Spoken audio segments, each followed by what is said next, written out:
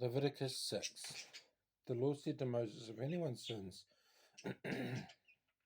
and is unfaithful to the Lord by deceiving a neighbor about something entrusted to them or left in their care, or about something stolen, or if they cheat the neighbor, or if they find lost property and lie about it, or if they swear falsely about any such sin that people may commit, when they sin in any of these ways and realize the guilt, they must return what they have stolen or taken by extortion, or what was entrusted to them, or the lost property they found, or whatever it was they swore falsely about. They must make restitution in full, add a fifth of the value to it, and give it all to the owner on the day and present their guilt offering. And as a penalty, they must bring to the priest, that is, to the Lord, their guilt offering, a ram from the flock, one without defect and of proper value. In this way, the priest will make atonement for them before the Lord, and they will be forgiven for any of the things that did make them guilty. The burnt offering. The Lord said to Moses, give Aaron and his sons this command. These are the regulations of the burnt offering. The burnt offering is to remain on the altar throughout the night till morning, and the fire must be kept burning on the altar. The priest shall then put on his linen clothes with linen undergarments next to his body, and shall remove the ashes of the burnt offering that the fire has consumed on the altar, and place them beside the altar. Then he is to take off these clothes and put on others, and carry the ashes outside the camp to a place that is ceremonially clean. The fire on the altar must be kept burning, it must not go out. Every morning the priest is to add firewood and arrange the burnt offering on the fire, and burn the fat of the fellowship offerings on it. The fire must be kept burning on the altar continuously, it must not go out.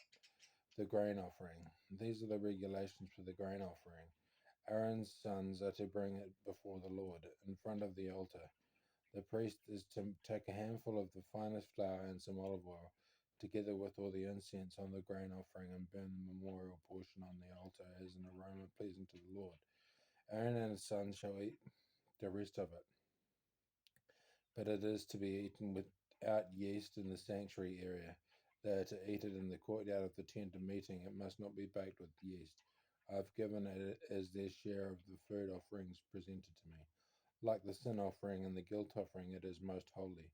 Any male descendant of Aaron may eat it. For all generations to come, it is his perpetual share of the food offerings presented to the Lord. Whatever touches it will become holy.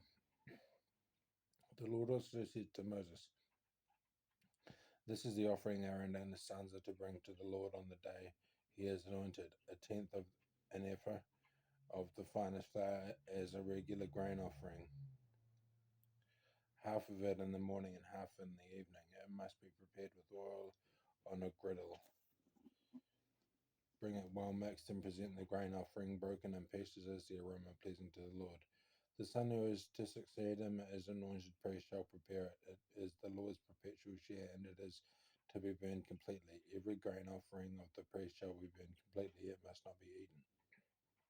The sin offering. The Lord said to Moses, say to Aaron and his sons, these are the regulations of the sin offering. The sin offering is to be slaughtered before the Lord in the place where the burnt offering is slaughtered. It is most holy. The priest who offers it shall eat it. It is to be eaten in the sanctuary area in the courtyard of the tent of meeting. Whatever touches any of the flesh will become holy, and if any of the blood is spattered on a garment, you must wash it in the sanctuary area. The clay pot that the meat is cooked in must be broken, but if it is cooked in a bronze pot, the pot is to be scoured and rinsed with water. Any male in the priest's family may eat it, it is most holy. But any sin offering whose blood is brought into the tent of meeting to make atonement in the holy place must not be eaten, it must be burned.